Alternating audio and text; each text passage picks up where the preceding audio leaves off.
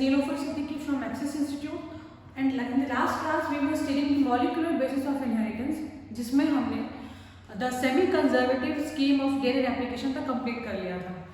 Last class में हमने ये पढ़ा था कि किस तरीके से वॉटसन और क्रिक ने मॉडल दिया था the double helical structure of DNA. उन्होंने उस मॉडल में बताया कि डीएनए का structure is in the form of a double helix and that suggest that the DNA replication has to be semi conservative.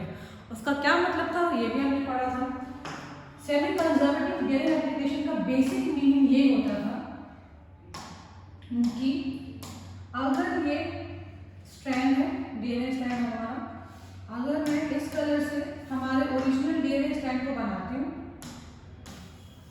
And we can say that the parent DNA strand, और जब ये DNA strand replicate करेगा और अपनी copy बनाएगा तो जो daughter DNA molecules होंगे उन डॉटर डीएनए मॉलिक्यूल्स में only one of the parental strands will be conserved. In the daughter DNA only one of the parental strands will be conserved and the second strand will be the newly synthesized strand, and this scheme or this model means the semi conservative DNA replication scheme। ये चीज हमने last class में पढ़ी थी, but this scheme was experimentally proven by two scientists Matthew Nicholson and Franklin Starr। Matthew Nicholson and Franklin Starr in the experiment very clearly demonstrated that the replication of DNA is indeed semi-conservative. And how did they do it? We'll find out. उन्होंने अपने experiment में सबसे पहले किसको choose किया ये देखते हैं। They chose E. coli bacteria। ये आपने पहले देखा है कि Escherichia coli और the E. coli bacteria is chosen for experiments like these because it is easier to study and it has very similar, very simple and very small cell cycle, so that is preferred। इन्होंने 1958 में experiments conduct किए on the Escherichia coli, on the E. coli bacteria। किस तरीके से किया? They used the heavy isotope of nitrogen in the form of ammonium chloride। They used the heavy isotope। ये बहुत पूछा जाता है कि which solution or which compound was used by Matthew Nicholson and Franklin Starr to conduct the experiment, or what isotope of nitrogen they used? They used the heavy isotope of the nitrogen to test if the replication of DNA is semi-conservative or not। What did they do is they incorporated or inserted the heavy isotope of nitrogen into the DNA of E. coli।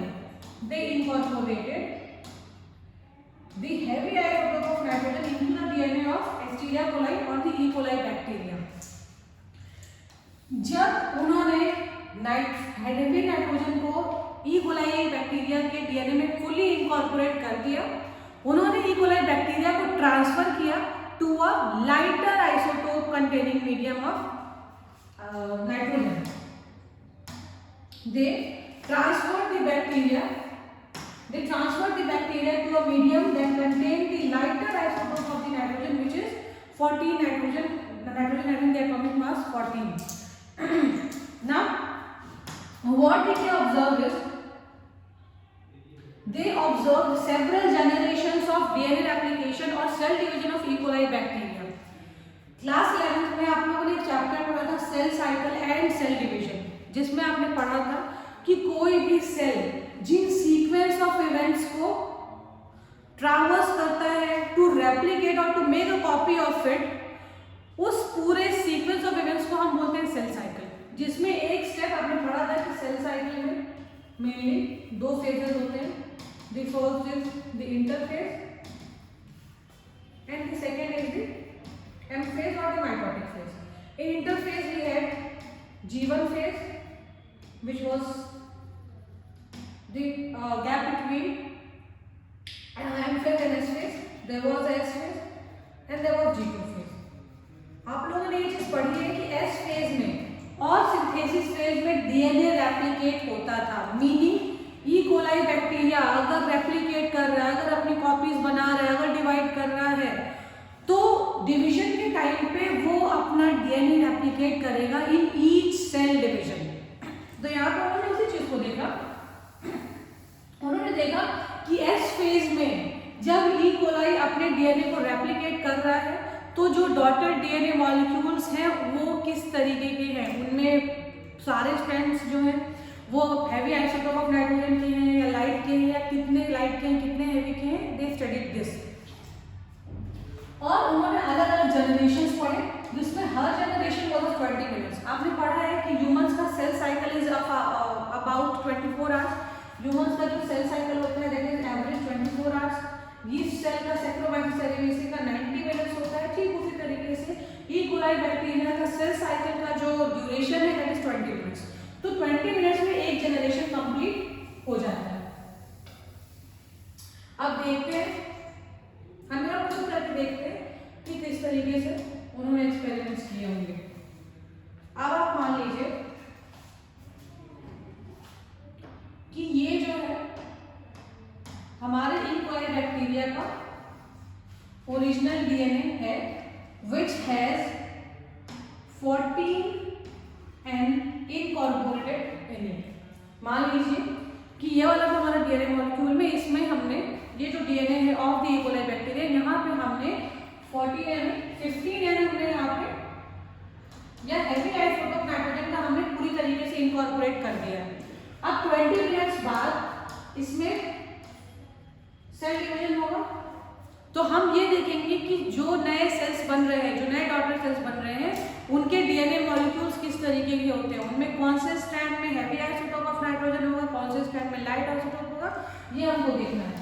तो ये चीज देखी Matthew मिचेल्सन ने और Franklin stall ने कि जो नए डॉटर डीएनए मॉलिक्यूल्स बने उसमें सिर्फ एक डीएनए स्ट्रैंड था which had the heavy isotope of nitrogen and the other strand of the same DNA molecule had the lighter isotope of nitrogen। Same उसी तरीके से ऑब्वियस बात है, इसमें अपना कॉपी बनाया है तो there will be two DNA strands.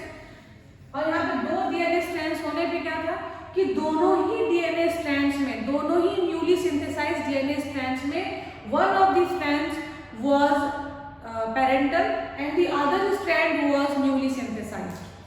यहाँ पे हमको क्या मिला कि यहाँ पे फर्स्ट जनरेशन में 100% of the newly synthesised DNA और 100% of the DNA molecules were hybrid. Hybrid meaning one of these strands had a lighter isotope and the other strand of the same DNA molecule had a heavier isotope of the nitrogen. Now, let's come to the next generation or the second generation. After 20 minutes फिर से E coli का DNA replicate करेगा। अब यहाँ पर उन्होंने क्या देखा कि उन्हें इस तरीके के डीएनए मॉलिक्यूल्स देखने को मिलेंगे।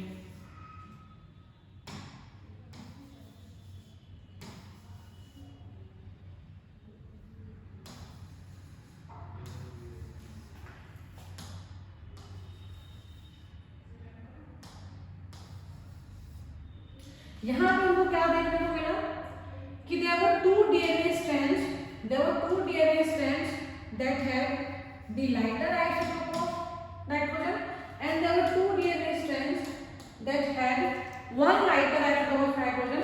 The DNA strand had one of the DNA strands had a lighter isotope of nitrogen and the other DNA strand had a heavier isotope of nitrogen. तो यहाँ पे हमें क्या दिखता है कि 50% of the DNA strands were light DNA and 50% of the DNA strands were hybrid. Hybrid meaning one of the strands was light and the other was heavy.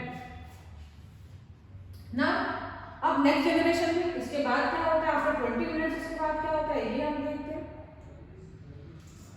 तो second generation में हमें इस तरीके के डीएनए स्ट्रैंड्स दिखे थे, हमें दो हाइब्रिड दिखे थे,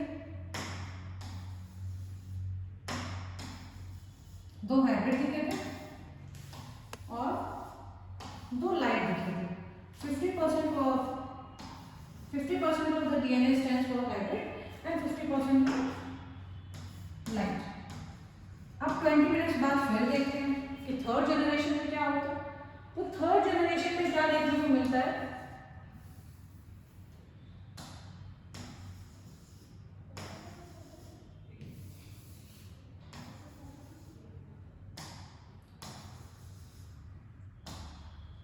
इस तरीके के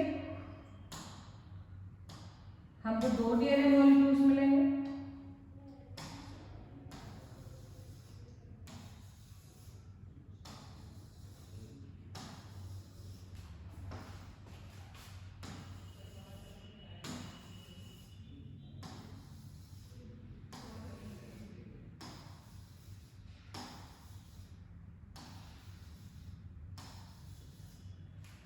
यहाँ पे जब ये डीएनए स्ट्रैंड ने अपना रेप्लिकेशन किया तो एक हाइब्रिड डीएनए मॉलिक्यूल बना। जब इस डीएनए स्ट्रैंड ने अपना रेप्लिकेशन मत किया तो एक हाइब्रिड मॉलिक्यूल बना। देखिए, जब इसने अपना रेप्लिकेशन किया तो हाइब्रिड बना, इसने भी अपना रेप्लिकेशन किया तो हाइब्रिड बना। जब इसने अपना रेप्लिकेशन किया तो लाइट डीएनए बना, इसने अपना रेप्लिकेशन किया लाइट डीएनए बना। यहाँ पे भी इन दोनों स्ट्रैंड्स ने अपना रेप्लिकेशन किया तो 2 लाइट डीएनए बने, और इसी तरीके से यहाँ पे इन दोनों स्ट्रैंड्स ने अपना रेप्लिकेशन किया तो 2 लाइट डीएनए बने। अब अगर हम परसेंटेज के टर्म्स में ये चीज निकालने की कोशिश करें तो यहाँ पे टोटल कितने स्ट्रैंड्स होते हैं? 1 2 3 4 5 6 7 8। There are total 8 strands and 2 out of the 8 strands is hybrid. अब अगर आप परसेंटेज अगर निकालें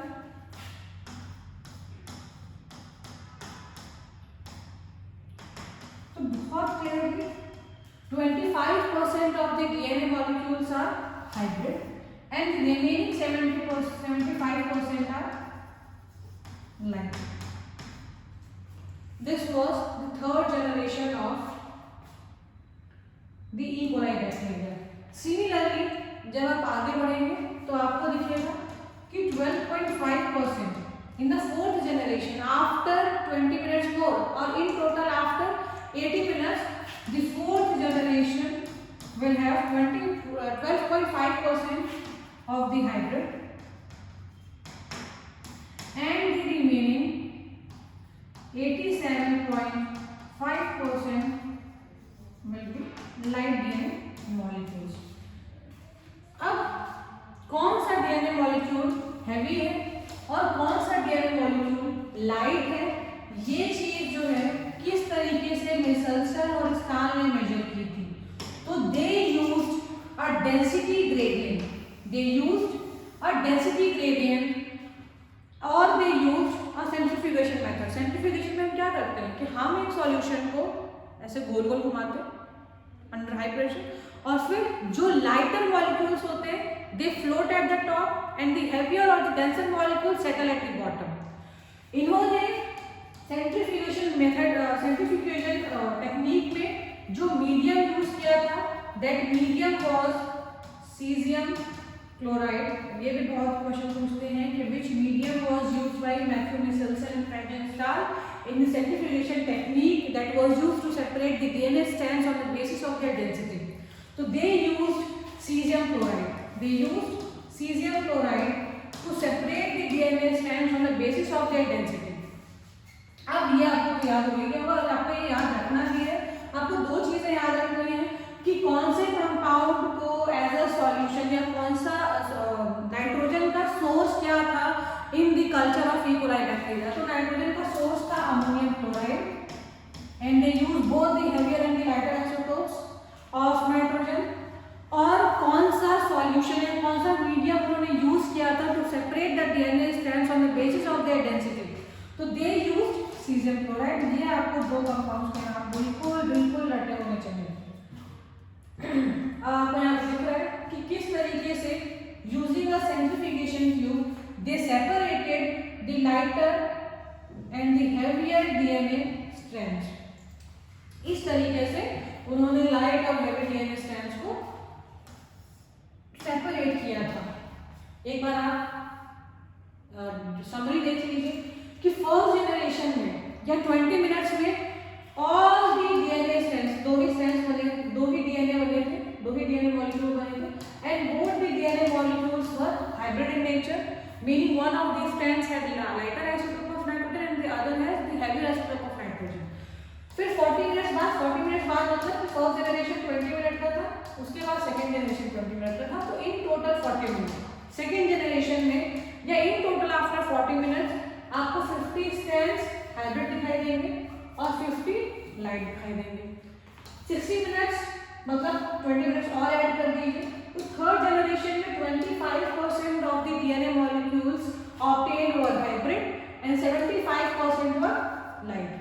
फोर्थ जनरेशन या इन टोटल 80 मिनट्स में 12.5% of the strands were hybrid and 87.5% were light. इतना ही था इस एक्सपेरिमेंट में, and this experiment successfully proved that the replication of DNA is indeed semi-conservative. So this was all about today's lecture. Next class में जब हम मिलेंगे तो हम पढ़ेंगे कि DNA का replication होता किस तरीके से है, what is the machinery behind the replication of a DNA molecule and what are the enzymes involved in and what is the process of DNA replication. ये सब सारी चीजें हम next class में पढ़ेंगे. So thank you very much and have a very nice day.